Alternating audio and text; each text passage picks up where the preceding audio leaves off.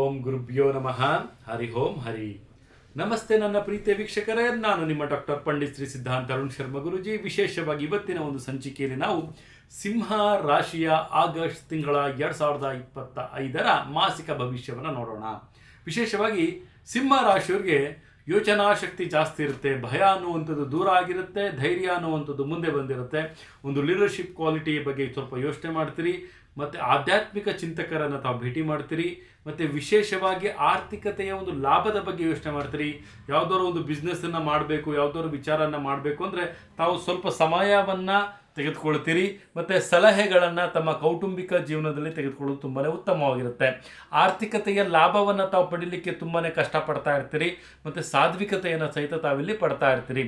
ಉತ್ತಮವಾದಂಥ ಆರೋಗ್ಯಕ್ಕೆ ತಮ್ಮ ಒಂದು ವ್ಯಾಯಾಮವನ್ನು ತಾವು ಮಾಡಿ ತುಂಬಾ ಉತ್ತಮ. ಯಾಕಂದರೆ ಸ್ವಲ್ಪ ಅಜೀರ್ಣತೆಗಳು ಜಾಸ್ತಿ ಆಗುವಂತಹ ಸಾಧ್ಯತೆಗಳು ಇಲ್ಲಿ ಕಂಡು ಬರ್ತಾ ಇದೆ. ನನ್ನ ಪ್ರೀತಿಯ ವೀಕ್ಷಕರೇ, ಜಾಗೃತಿಯಾಗಿರಿ ಅಂತಲೂ ಸಹಿತ ನಾವಿಲ್ಲಿ ತಿಳಿಸ್ಕೊಡ್ಬೋದಾಗುತ್ತೆ.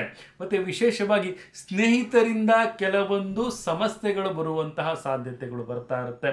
ಇಲ್ಲಿ ತಮಗೆ 3 ಜನ ವ್ಯಕ್ತಿಗಳು ತಮಗೆ ಕಂಡು ಬರ್ತಾರೆ. ಯಾರಪ್ಪ ಅಂದರೆ ಆತ್ಮೀಯರು ಯಾರು, ಅಂತರ್ಶತ್ರುಗಳು ಯಾರು, ಮತ್ತು ಹಿತಶತ್ರುಗಳು ಯಾರು ಅಂತ ತಾವಿಲ್ಲಿ ಕಂಡುಹಿಡಿತೀರಿ.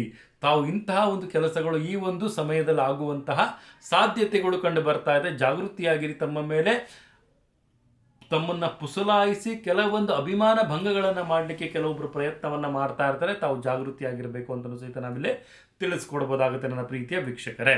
ಮತ್ತು ಸಾಧ್ಯವಾದಷ್ಟು ತಮ್ಮ ಒಂದು ಗೌಪ್ಯತೆಯನ್ನು ಕಾಪಾಡಿಕೊಳ್ಳಿ. ಯಾವುದಾದ್ರು ಒಂದು ಡಿಸಿಷನ್ ಮೇಕಿಂಗ್ನ ತಾವು ಮಾಡಬೇಕಾಗತ್ತೆ, ಸ್ವಲ್ಪ ತಾವು ಗೌಪ್ಯತೆಯನ್ನು ಕಾಪಾಡಿಕೊಳ್ಳೋದು ಅತಿ ಉತ್ತಮ ಅಂತಲೂ ಸಹಿತ ನಾವಿಲ್ಲಿ ತಿಳಿಸ್ಕೊಡ್ಬೋದಾಗುತ್ತೆ.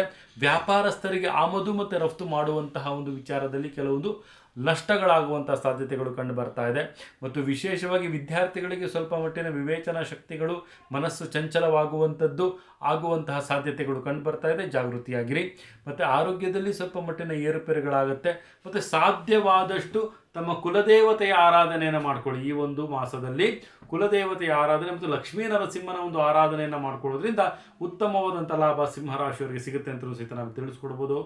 ಇದಾಗಿತ್ತು ಸಿಂಹರಾಶಿಯ ಆಗಸ್ಟ್ ತಿಂಗಳ ಮಾಸಿಕ ಭವಿಷ್ಯ. ಇದೇ ರೀತಿ ನಮ್ಮ ಚಾನಲ್ನ ಲೈಕ್ ಮಾಡಿ, ಶೇರ್ ಮಾಡಿ, ಕಮೆಂಟ್ ಮಾಡಿ.